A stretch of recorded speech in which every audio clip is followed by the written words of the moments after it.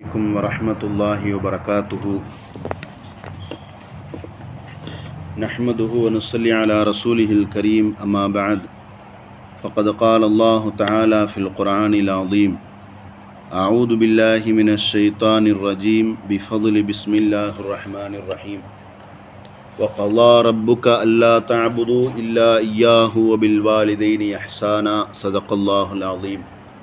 وقال نبينا محمد رسول الله صلى الله عليه وسلم: رضا الرب في رضا الوالدين وسخط الرب في سخط الوالدين.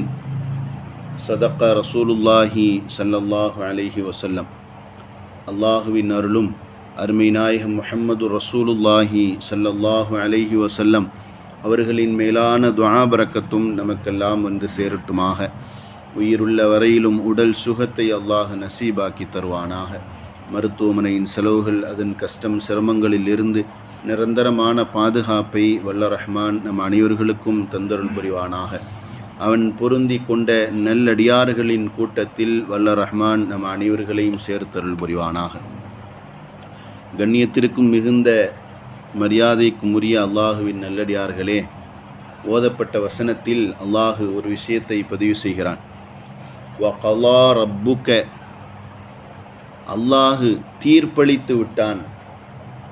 அல்லா தஅபுது இல்லா இய்யா, அல்லாஹுவை தவிர வேறு யாரையும் வணங்கிவிடக்கூடாது என்பதாகவும், ஒபில் வாலிதைனி இஹ்சானா, பெற்றோர்களுக்கு உபகாரம் செய்ய வேண்டும் என்று அல்லாஹு கட்டளையிட்டு தீர்ப்பளித்து தந்திருக்கிறான். குர்ஆன் ஷரீஃபிலே இந்த வசனத்தை அல்லாஹ் பதிவு செய்கிறான். அருமையானவர்களே, உலகத்தில் நாம் போற்றத்தக்க, விலை மதிக்க முடியாத, என்றென்றைக்கும் நம்மீது கட்டாய கடமையாக இருக்கக்கூடிய ஒரு விஷயம்தான் பெற்றோர்களுக்கு நாம் உபகாரம் செய்வது என்பது. பெற்றோர்களுக்கு நாம் மரியாதை செய்வதும், அவர்களுடைய உரிமையை பேணுவதும், அவர்களுடைய உள்ளத்தில் எந்த கவலையும் இல்லாமல் அவர்களை பாதுகாத்து கொள்வதும் அது நமக்கான கட்டாய கடமை என்று அல்லாஹு இந்த வசனத்தில் பதிவு செய்கிறான். ஹதீஸிலே வருகிறது, பெற்றோர்களுக்கு யார் உபகாரம் செய்கிறார்களோ, கண்ணியம் செய்கிறார்களோ, பெற்றோர்களை அவர்களுடைய மனதை யார் மகிழ்வித்து தருகிறார்களோ, அவர்களுக்கு அல்லாஹு வானத்தின் வாசலை அல்லாஹு திறக்கிறான். பூமியின் வாசலையும் அல்லாஹ் அவர்களுக்கு திறந்து கொடுக்கிறான்.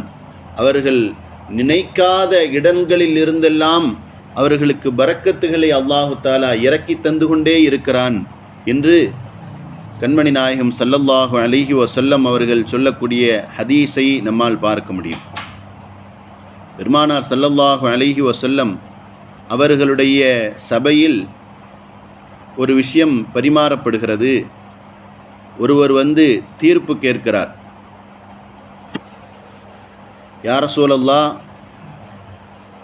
என்னுடைய தந்தை அளவுக்கு மீறி என்னிடத்தில் செலவுக்கு பணம் கேட்கிறார்.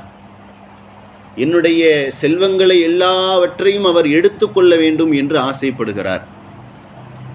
எனக்கென்று என்னுடைய பிள்ளைகள், என்னுடைய மனைவிகள் இருக்குது இல்லையா, அவர் என்னுடைய முழு சொத்தையும் எடுத்துக்கொள்வதற்கு பிரியப்படுகிறார் என்று ஒருவர் நபி ஸல்லல்லாஹு அலைஹி வஸல்லம் அவர்களிடத்திலே வந்து சொன்னார்கள்.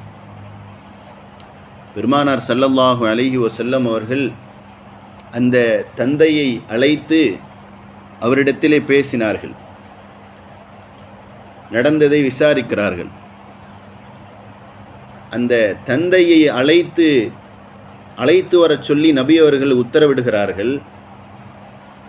நபி அவர்கள் அழைத்து வருவதற்கு உத்தரவிட்டதற்கு பிறகு அந்த கொஞ்ச நேரத்திலே வானத்திலிருந்து ஜிப்ரீல் அலைஹிஸ்ஸலாம் அவர்கள் இறங்குகிறார்கள். அவருடைய தந்தையை விசாரிப்பதற்காக வேண்டி நீங்கள் அழைத்திருக்கிறீர்கள். அதற்கு முன்னதாக அந்த தந்தையின் உள்ளத்தில் ஒரு விஷயத்தை அவர் ஓட்டிக்கொண்டே இருக்கிறார். கற்பனை, அவர் வெளி சொல்லாமல் தன்னுடைய உள்ளத்திலேயே அதை போட்டு குமுறி கொண்டிருக்கிறார். தன் உள்ளத்திலேயே அவர் பேசி கொண்டிருக்கிறார், அது என்னவென்று நீங்கள் கேளுங்கள் என்று நபி அவர்களுக்கு ஜிப்ரீல் அலைஹிஸ்ஸலாம் அவர்கள் சொன்னார்கள்.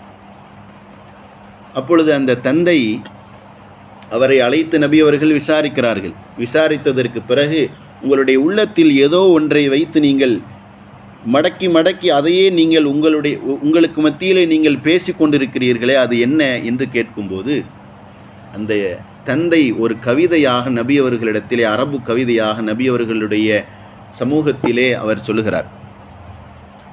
என்னுடைய உள்ளத்தில் இருக்கக்கூடிய விஷயம் என்று அந்த தந்தை பேசக்கூடிய வார்த்தை, நீ குழந்தையாக இருந்தாய், உன்னுடைய சுய தேவைகளை நிறைவேற்றுவதற்கு கூட முடியாதவனாக நீ இருந்தாய். ஆனால் நீ பெரியவனாகிவிட்டாய்.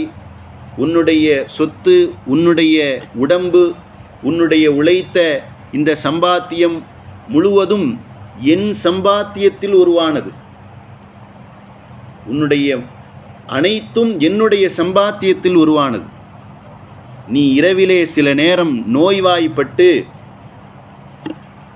தவித்து கொண்டிருப்பாய், புலம்பிக் கொண்டிருப்பாய். ஆனால் உன்னை விட நான் உன் மீது அதிகம் கவலைப்பட்டு புலம்பிக் கொண்டே இருப்பேன்.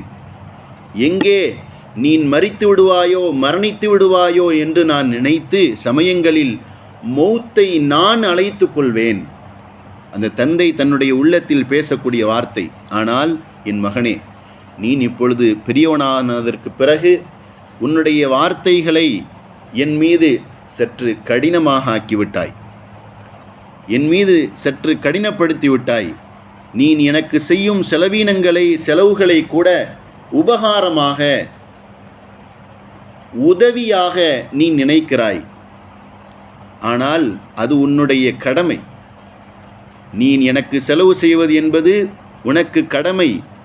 அதையும் தாண்டி உன்னுடைய கடன். ஒரு காலத்தில் எதையும் எதிர்பார்க்காமல் நான் உனக்கு செய்த உதவிகள், உனக்கு செய்த அனைத்திற்கும் எனக்கு நீ செய்வதற்கு கடமை பெற்றிருக்கிறாய், கடன் பெற்றிருக்கிறாய். என் மகனே, உன் வார்த்தைகளால் என்னை காயப்படுத்தி விடாதே. பக்கத்து வீட்டுக்காரனுக்கு, என் அண்டை வீட்டார்களுக்கு நீ மரியாதை கொடுக்கும் அளவிற்காவது எனக்கு நீ மரியாதை கொடு. கணக்கு பார்க்காமல் நான் செலவு செய்தேன், நீ எனக்கு செலவு செய்வதை கணக்கு பார்க்கிறாய் என்ற இந்த வாசகத்தை எல்லாம் நபி ஸல்லல்லாஹு அலைஹி வஸல்லம் அவர்களுக்கு முன்னால் அந்த தந்தை கூறிய வார்த்தைகள். அருமையானவர்களே, உண்மையான செய்திகள். உலகிலே இதுபோன்று ஒவ்வொரு பெற்றோர்களும் தங்களுடைய குழந்தைகளை நினைத்து அழுது கொண்டு வெளி சொல்ல முடியாமல் இருப்பது என்பது உண்மைதான். இப்பொழுது இந்த மனிதர் நபி ஸல்லல்லாஹு அலைஹி வஸல்லம் அவர்களிடத்திலே பேசுகிறார்கள். அனுபவபூர்வமாக ஒரு விஷயத்தை நான் கண்கூடாக பார்த்திருக்கிறேன். என்னோடு பழகிய நண்பர் ஒருவர், அவருடைய தந்தை ஒரு குடிகாரர். எனவே அந்த தந்தையினுடைய அண்ணன், பெரிய தந்தை, அவர்தான் இந்த மனிதரை வளர்த்தது, இந்த பிள்ளையை வளர்த்தது. இவனுடைய குடும்பத்தினர்கள் அனைத்தையும் அண்ணங்காரன் தான் வளர்த்துருக்கிறார். அதாவது வாப்பவனுடைய அண்ணன் வயது முதிர்ந்து இன்று அந்த பெரிய தந்தை ஒரு இடத்தில் அமர்ந்து விட்டார்கள். அந்த பையன், அவனுக்கு அடுத்து ஒரு பிள்ளை. அதை இவர் குடிகாரராக இருப்பதின் காரணமாய் அந்த குடும்பத்திற்கு, தன்னுடைய தம்பி குடும்பத்திற்கு சிரமம் ஏற்பட்டு விடக்கூடாது என்பதற்காக வேண்டி அந்த பிள்ளையை தன்னுடைய வளர்ப்பு பிள்ளையாகவே எடுத்து, 2 ஆண் பிள்ளைகள், 2வது பிள்ளையை தன்னுடைய வளர்ப்பு பிள்ளையாகவே எடுத்து வளர்த்து அவர்களை இன்று 2 குழந்தைகளும் பெருங்கொண்ட சம்பாத்தியங்களில் சம்பாதித்து கொண்டிருக்கிறார்கள். ஒருவர் மலேசியாவில் இருக்கிறார், அந்த தம்பி மலேசியாவில் இருக்கிறார். ஆனால் இப்பொழுது அவர்களுடைய நிலை என்ன என்று சொன்னால், அந்த தம்பி என்னிடத்தில் கூறிய வார்த்தை, நான் அடிக்கடி அவரை சந்திப்பதுண்டு மலேசியாவிலே. அவர் கூறிய வார்த்தை, என்னுடைய தந்தை, இந்த மாதிரியே அவர் பேசினார், என்னுடைய தந்தை என்னுடைய மனைவியையும் எனக்கும் மத்தியிலே சண்டை மூட்டி விடுவதற்கு அவர் ஆசிக்கிறார். எங்களுக்கு மத்தியிலே பிரிவை ஏற்படுத்த வேண்டும் என்று அவர் பிரியப்படுகிறார். தன்னுடைய தம்பி பிள்ளையை தாம் பிள்ளையா வளர்த்த ஒருவர் எங்களுக்கு மத்தியில் பிரிக்கணும்னு நினைக்கிறாரு அப்படின்னு சொல்லிட்டு இன்னைக்கு 2 மகன்களுமே அந்த பெரிய தந்தையை கவனிக்கலை. தம்பிக்காரர் ஒஃபாத் ஆயிட்டார், அதாவது இந்த பிள்ளைங்களுடைய வாப்பா ஒஃபாத் ஆயிட்டார்.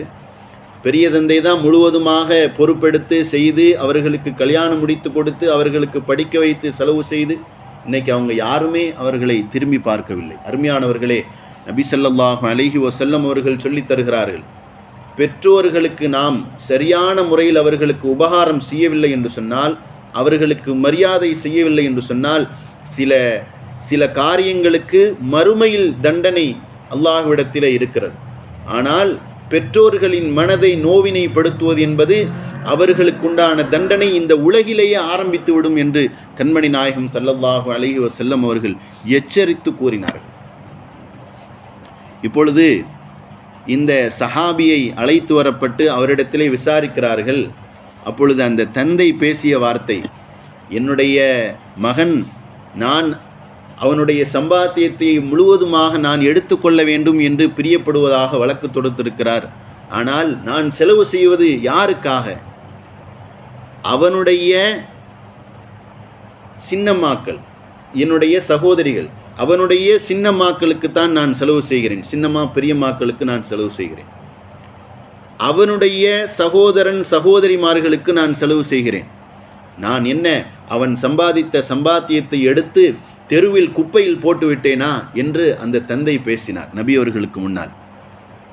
கேட்டுவிட்டு நபி ஸல்லல்லாஹு அலைஹி வஸல்லம் அவர்கள் சொல்லி தந்தார்கள், அந்த வ மாலுக லி அபீக, நீனும் உன்னுடைய உடம்பும் நீ சம்பாதித்த சம்பாத்தியங்களும் முழுக்க முழுக்க உன்னுடைய தந்தைக்கு சொந்தமானது என்று நபி ஸல்லல்லாஹு அலைஹி வஸல்லம் அவர்கள் சொல்லித் தருவதை நாம் ஹதீஸிலே நாம் பார்க்க முடியும். பெற்றோர்களுக்கு மரியாதை செய்வதும் அவர்களுக்கு கண்ணியம் செய்வது என்பது நமக்கு தலையாய கடமை என்பதை நாம் விளங்கிக் கொள்ள வேண்டும். பெற்றோர்களுக்கு கண்ணியம் செய்தால் எவ்வளவு பெரிய பாக்கியங்கள் இந்த உலகிலேயே அல்லாஹு தஆலா தருகிறான் என்பதை நாம் விளங்கிக் கொள்ள முடியும். மூசா அலைஹிஸ்ஸலாம் அவர்கள் சிரியாவிலிருந்து அந்தாக்கியா அப்படிங்கிற அந்த ஊருக்கு பயணம் செய்கிறார்கள். சுமார் 800 மைல் நீண்ட தூரம் பிரயாணம், குதிரையில் பிரயாணம் செய்கிறார்கள். நீண்ட தூரம் என்பதால் இடையில் குதிரை மரித்து விட்டது. அந்த பாலைவன பகுதியிலே உதவுவதற்கு யாரும் இல்லை. ரப்பிடத்திலே கையேந்தி மூசா அலைஹிஸ்ஸலாம் துஆ செய்கிறார்கள், யா அல்லாஹ், அந்தாக்கியா செல்வதற்கு எனக்கு வழி இல்லாமல் இருக்கிறேன் என்று. அல்லாஹ் சொன்னான், உனக்கு அருகாமையில் ஒரு மலை இருக்கு, அந்த மலைக்கு மேலே ஒரு மனிதர் இருக்கிறார், அவரை சென்று நீ சந்தி, உனக்கு அவர் உதவி செய்வார். உன்னை மூசா அலைஹிஸ்ஸலாம் அவர்கள் அவரை சந்திக்கிறார்கள். அவர் உடனடியாக சந்தித்த போதே யா மூசா அப்படின்னு பெயர் சொல்லி அழைக்கிறார். பெயர் கூட சொல்லலை, யாருன்னு கூட சொல்லலை. அந்த பெரியவர் இவர் போனதோடு யா மூசா உனக்கு என்ன தேவைன்னு கேட்டார். இந்த மாதிரி நான் அந்தாக்கியாவுக்கு போகணும், இடையில குதிரை மறிச்சிருச்சு. மேகத்தை அழைத்து இந்த மனிதரை அந்தாக்கியாவில் சென்று விட்டுவிடு என்று மேகத்திற்கு உத்தரவிடுகிறார் அந்த பெரியவர். யா அல்லாஹ், நான் உன்னிடத்திலே உதவி கேட்டேன், நீ இந்த பெரியவரை அனுப்பினாய், ஆனால் இந்த பெரியவர் மேகத்தை உத்தரவிடுகிறாரே, இதற்குண்டான சூட்சமம் என்ன என்று மூசா அலைஹிஸ்ஸலாம் அல்லாஹ்விடத்திலே கேட்கும்போது, இந்த ரகசியத்தை நீங்கள், இந்த அதிசயத்தை நீங்கள் பார்க்க வேண்டும் என்பதற்காக வேண்டிதான் உங்களுக்கு இவ்வாறு நான் உத்தரவிட்டேன் என்று சொல்லிவிட்டு, ஒரு காலத்தில் இவர் தன்னுடைய பெற்றோர்களுக்கு அதிகமாக உபகாரம் செய்தார். பெற்றோர்களை தன்னுடைய உயிரை விட மேலாக நேசிக்கக்கூடியவராக இருந்தார். எனவே அந்த பெற்றோர்கள் துஆ செய்தார்கள், அல்லாஹும்ம இக்லி ஹாஜத்தஹு கமா இக்லி ஹாஜத்தி. யா அல்லாஹ், அந்த பெற்றோர்கள் துஆ செய்த வார்த்தை, யா அல்லாஹ், என்னுடைய தேவைகளை என் பிள்ளை எதிர்பார்த்து எங்களுக்கு பூர்த்தி செய்து கொண்டிருக்கிறான். எனவே அவனுடைய காரியங்களை, அவனுடைய தேவைகளை நீ எதிர்பார்த்து பூர்த்தி செய் என்று அந்த பெற்றோர்கள் துஆ செய்திருக்கிறார்கள்.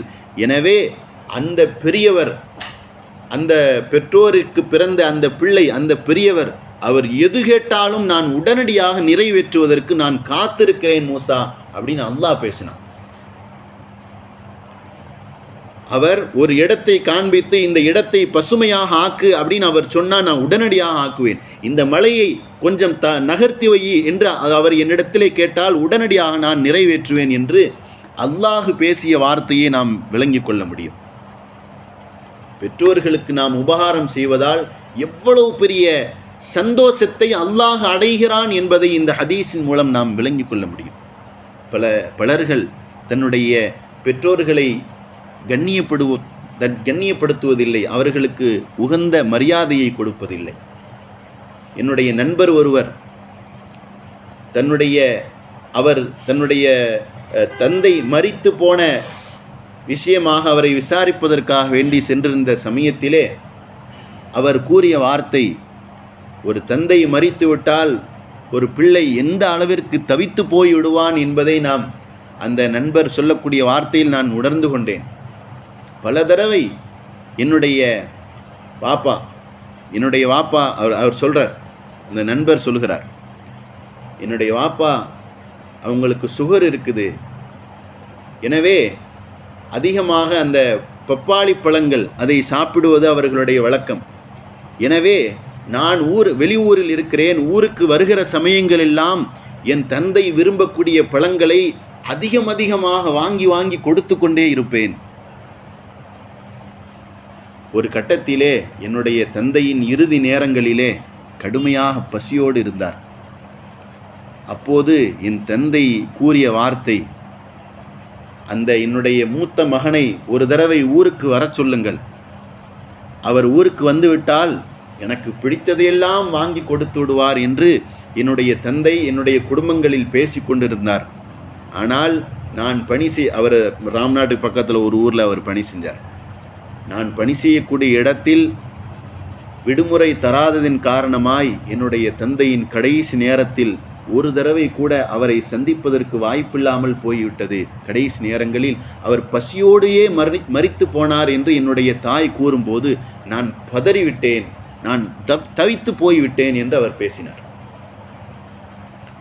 தந்தைக்கு அவர் விரும்பக்கூடிய எல்லா விஷயத்தையும் நான் தேடி நம்முடைய தாய்க்கும் நம்முடைய தந்தைக்கும் செய்வது என்பது பிள்ளைகளாகிய நமக்கு கட்டாய கடமை.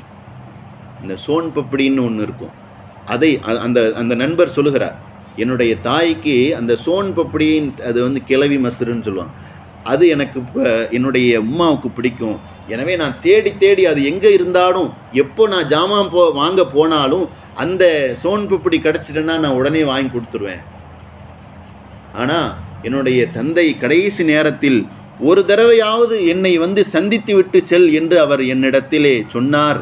ஆனால் நான் அதை அவருடைய மரண நேரம் என்பதை நான் விளங்காமல் நான் ஊருக்கு செல்லாமல் இருந்து விட்டேனே என்று இப்பொழுது நான் ஒவ்வொரு நேரமும் தவித்து கொண்டிருக்கிறேன் என்று அந்த பிள்ளை பேசிய வார்த்தையை, ஒவ்வொரு நேரமும் நான் தவித்து கொண்டிருக்கிறேன் என்று சொன்னார்.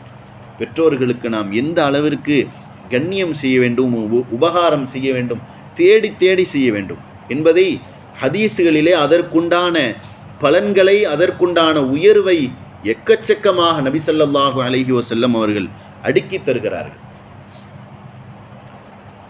இது ஒரு கட்டம். இதே போன்று ஒரு வயதான ஒரு தந்தை, அவர் பேசிய வார்த்தையையும் நான் கேட்டிருக்கிறேன். என்னுடைய உறவுகள், என்னுடைய மனைவி, என்னுடைய மக்கள், ஒரு காலத்தில் நான் அவர்களுக்கு தேடி சம்பாதித்து என்னுடைய முழு சம்பாத்தியத்தையும் சொத்தையும் நான் அவர்களுக்கு கொடுத்தேன். ஆனால் வயது முடியாத இந்த நேரத்திலே நான் செய்யக்கூடிய சிறு செலவுகளும் கூட அவர்களுக்கு மிகப்பெரிய பாரமாக இருக்கிறது.